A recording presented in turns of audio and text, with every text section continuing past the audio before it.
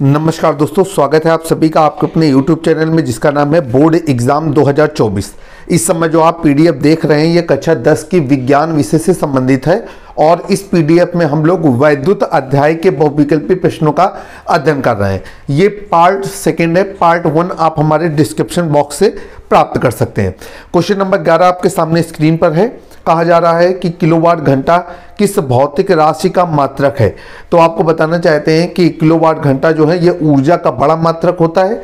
तो आप उत्तर ऊर्जा को रखेंगे, विकल्प सी पूरी तरीके से सही है। यहाँ पर समय का मात्रक जो होता है वो सेकंड होता है, द्रव्यमान का मात्रक जो है वो किलोग्राम होता है और ऊर्जा का बड़ा मात्रक जो है वो किलोवाट घंटा होता है। अब इसके बाद क्वेश्चन नंबर 12 आपके सामने स्क्रीन पर है।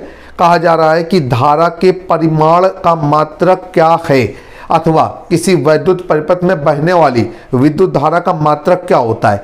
4 विकल्प दिए गए हैं, एम्पियर, वोल्ट, ओम और वाट। तो देखिए सबसे पहले तो हम ये समझ लेंगे कि वोल्ट मात्रक होता है विभव या विभवांतर का, ओम मात्रक होता है प्रतिरोध का और वाट मात्रक होता है शक्ति का। तो यहाँ पर सब ध्यान रखेंगे कि वाट जो है वो शक्ति का मात्रक होता है। बचा एम्पियर, तो एम्पियर मात्रक होता है विद्युत धारा का। तो आप लोग जानते हैं कि विद्युत धारा का फार्मूला होता है I बराबर Q अपॉन T, धारा बराबर आवेश बटे समय। तो यहाँ से धारा का जब मात्रक निकालेंगे तो वो हो जाएगा आवेश का मात्रक बटे समय का मात्रक। आवेश का मात्रक है कूलाम, समय का मात्रक है सेकंड। तो इसका मतलब ये है कि आपको एक ये बात भी पता चल रही है कि इसका व्युत्पन्न मात्रक कूलाम प्रति सेकंड होता है। क्वेश्चन नंबर 13, तो विद्युत धारा के 2 मात्रक याद रखिएगा, एक कूलाम प्रति सेकंड याद रखिएगा और एक एम्पियर याद रखिएगा। क्वेश्चन नंबर 13 आपकी स्क्रीन पर है। कहा जा रहा है कि किसी परिपथ में लगे विभवांतर को स्थिर रखते हुए परिपथ के प्रतिरोध को तिगुना कर दिया जाए तो परिपथ में बहने वाली धारा कैसी हो जाएगी। तो यहाँ पर आप ध्यान रखेंगे कि कहा जा रहा है कि किसी परिपथ में लगे विभवांतर को स्थिर रखा जाए, मतलब विभवांतर का मान न बदला जाए और प्रतिरोध को 3 गुना कर दिया जाए। मान लीजिए कि प्रारंभ में प्रतिरोध R है तो जो अब प्रतिरोध है वो है 3R, तो परिपथ में धारा कितनी होगी।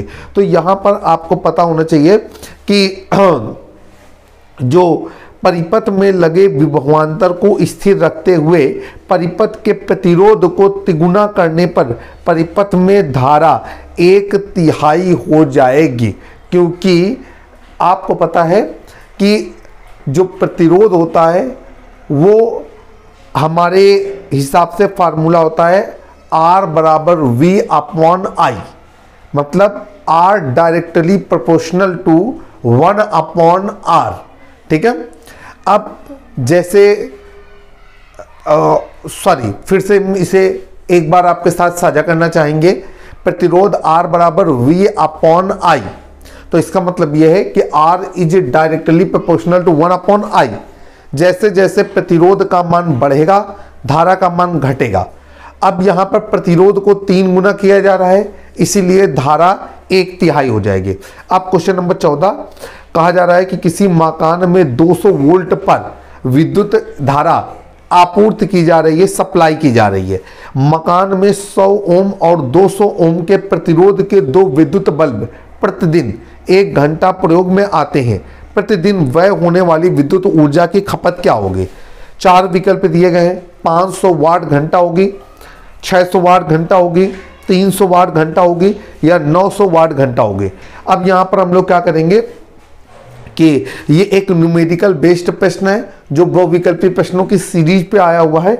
यहाँ पर हम लोग नोट करेंगे विभवांतर V बराबर 200 वोल्ट। इसके बाद पहले बल्ब के लिए जो प्रतिरोध है वो है R1 बराबर 200 ओम, R2 बराबर 100 ओम और जो समय है वो है 1 घंटा और कितने दिन की बात कर रहा है, 1 दिन की। अब यहाँ पर जो पहले बल्ब को जलाने के लिए किया गया कार्य है वो कितना है, ये W1 बराबर V square T upon R1। यहाँ पे सारा मान रखेंगे तो 200 वाट घंटा निकलेगा। इसी तरीके से W2 बराबर V square R2 into T मान रखेंगे तो 400 वाट घंटा निकलेगा। अब हमको पता है कि कितनी विद्युत खपत होगी, तो जो विद्युत खपत है वो है W बराबर W1 प्लस W2 और ये हो जाएगा हमारा 600 वाट घंटा। क्वेश्चन नंबर 15 स्क्रीन पे है। 2022 में क्वेश्चन नंबर 15 आ चुका है। कहा जा रहा है कि विद्युत धारा का मापन किससे किया जाता है? वोल्ट मीटर से, अमीटर से, गैल्वेनोमीटर से या ऊर्जा मीटर से। तो आपको पता है कि वोल्ट मीटर से तो हम विभवांतर नापते हैं, अमीटर से हम लोग विद्युत धारा को मापते हैं। क्वेश्चन नंबर 16 आपके स्क्रीन पर है। निम्नलिखित में से कौन सा कथन ओम के नियम को व्यक्त करता है? तो भाई ओम के नियम को कौन सा कथन व्यक्त करता है? यहां पर हम लोग देखेंगे तो ये कहा जा रहा है कि धारा बटे विभवांतर बराबर नियतांक, विभवांतर गुणे धारा बराबर नियतांक, विभवांतर बराबर धारा गुणे प्रतिरोध, धारा बराबर विभवांतर गुणे प्रतिरोध। तो ओम के नियमानुसार यदि किसी चालक की भौतिक अवस्था जैसे कि लंबाई या परिच्छेद का क्षेत्रफल, चालक का पदार्थ और ताप अपरिवर्तित रखी जाए तो चालक में बहने वाली धारा चालक के सिरों पर उत्पन्न विभवांतर के अनुक्रमानुपाती होती है। इसका मतलब यह है कि V is directly proportional to I। अब यहाँ पर हम डायरेक्टली प्रोपोर्शनल का निशान जो है वो हटाएंगे और जो है क्या लगाएंगे? V बराबर I इंटू R। अब यहाँ से हम R को जो नियतांक है उसे अकेला करेंगे तो R बराबर V अपॉन I। R एक नियतांक है जिसे चालक का प्रतिरोध कहा जाता है। इसका मतलब है कि ये चालक का प्रतिरोध है, तो हमारा उत्तर सही रहेगा कि विभवांतर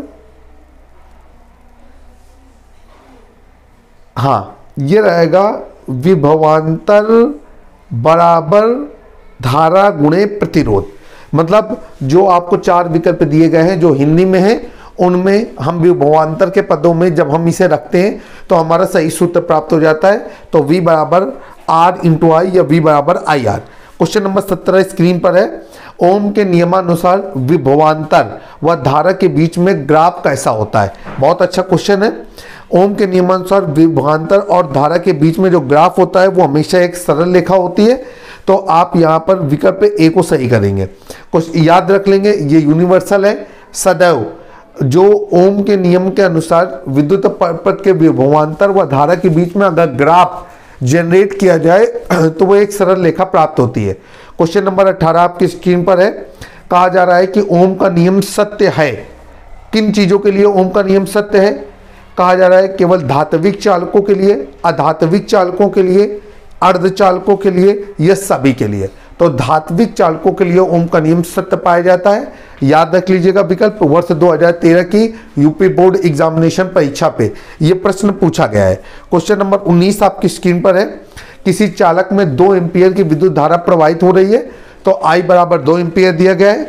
2 सेकंड में चालक से गुजरने वाले आवेश की मात्रा क्या होगी? तो समय t बराबर 2 सेकंड दिया गया है और चालक से गुजरने वाले आवेश की मात्रा q बराबर क्वेश्चन मार्क। तो फार्मूला होता है q बराबर I इंटू टी। I का मान दिया गया है 2 एम्पियर और t का मान है 2 सेकंड। तो यहां पर फाइनली निकल रहा है q बराबर 4 कूलम। क्वेश्चन नंबर 20 कहा जा रहा है कि प्रतिरोध का मात्रक क्या होता है? बहुत इंपॉर्टेंट क्वेश्चन है। इसके जो वर्ष हैं वो बता रहे हैं इसकी महत्ता को। प्रतिरोध का मात्रक क्या होता है? वर्ष 2020, 2017, 2013, 2012 पे ये क्वेश्चन आ चुका है। प्रतिरोध का मात्रक होता है ओम। ठीक है, अगला क्वेश्चन है विकल्प ए को सही कर लेंगे। क्वेश्चन नंबर 21 कहा जा रहा है कि यहां हम क्वेश्चन नंबर 20 तक रखेंगे। सम नंबरों पे हम अपने क्वेश्चनों को समाप्त करेंगे। पार्ट 3 पे आपको क्वेश्चन नंबर 21 का सॉल्यूशन प्राप्त होगा। दोस्तों आपसे कहना चाहते हैं कि यूपी बोर्ड एग्जामिनेशन में एक बेहतरीन सफलता के लिए आप हमारे यूट्यूब चैनल बोर्ड एग्जाम 2024 को जरूर सब्सक्राइब करें, बेल आइकन दबाना ना भूलें। अपने दोस्तों के साथ भी इसे साझा करें। साथ ही हम आपको ये भी बताना चाहते हैं कि जल्द ही हमारी टीम एक मोबाइल एप्लीकेशन लॉन्च करने जा रही है जिसे आप प्ले स्टोर से डाउनलोड कर सकेंगे। जिस समय आप ये वीडियो देख रहे हैं एक बार डिस्क्रिप्शन जरूर चेक करें। यदि हमारी एप्लीकेशन लॉन्च हो गई होगी तो उसका लिंक प्ले स्टोर पे आपको मिल जाएगा। जल्द ही एक नए वीडियो में फिर से मुलाकात होगी। तब तक के लिए जय हिंद, जय भारत।